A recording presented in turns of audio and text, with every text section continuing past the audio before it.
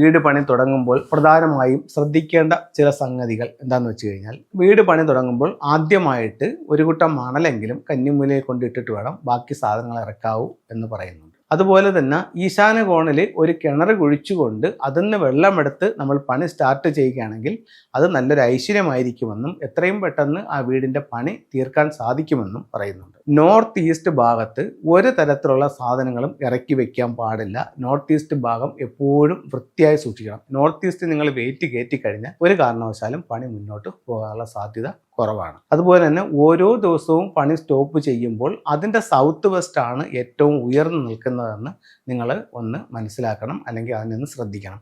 എപ്പോഴും കന്നി ഉയർന്നുയർന്ന് തന്നെ നിൽക്കണം.